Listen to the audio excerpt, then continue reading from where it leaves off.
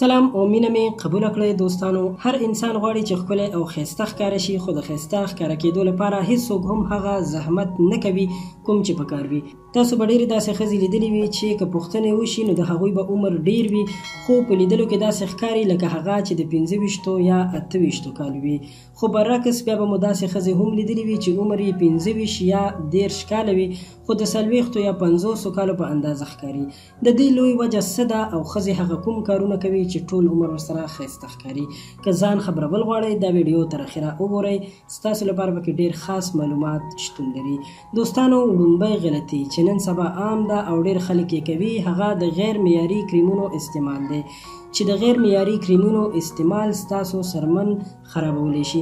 زیاتې ښځې چې په مخ یې یو وړه غوندې دانه یا داغ وي نو هره ورځ به د هغې لپاره مختلف قسم کریمونه استعمالوي چې اخر ورسره د مخ سرمن حساسیت یا الرجي پیدا کړي او بیا ډېر زر په مخ کې ګونجې هم را پیدا کېږي.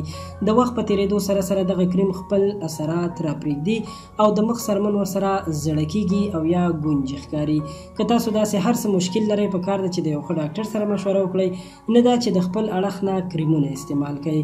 دویمه غلطي چې په ژوند کې ډېر خلک کوي هغه د ورزش نه کول دي.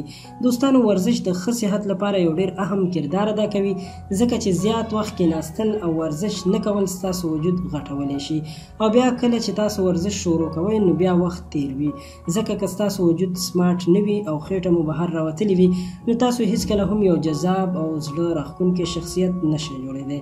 نو ورزش ستاسو د نور وجود سره سره ستاسو د مخ هم حفاظت کوي او تازه شینکو ځایونو کې ورزش کول ستاسو د وجود سرمن په خاص طور د مخ سرمن ښایسته کوي او د سترګو نظر تیزولو کې هم ډېر اهم کردار ادا کوي. نو باید د ورزش هم ډېر زیات خیال وساتل شي. درېیمه لویه غلطي چې ډېر خلک یې کوي هغه د مشروباتو او ورسره د زیاتو خوږو استعمال دی.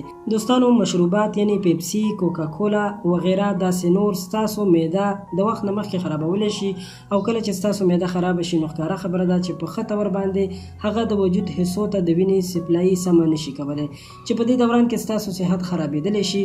ورسره د خوږو استعمال یعنی چاکلیټونه یا شوګر، چینی خوړل ستاسو د سترګو لاندې تورې حلقې پیدا کوي او ستاسو د مخ د سرمنې رنګ خرابولی شي. نو باید د زیاتو مشروباتو او چاکلیټونو او خوږونو هم ځان وساتل شي، نو ستاسو وجود به په خپل ځای باندې برقرار وي او تاسو به یو ښه شخصیت ښکاره شئ. قدرمنو ملګرو، دا ډېر ضروري معلومات غوښتل مو چې تر تاسو در ورسوو. امید لرم چې خوښ شوي به مو وي. د نورو په زړه پورې ویډیوګانو لپاره پشتو پوسټ چینل سبسکرایب کړئ. ډېره مننه.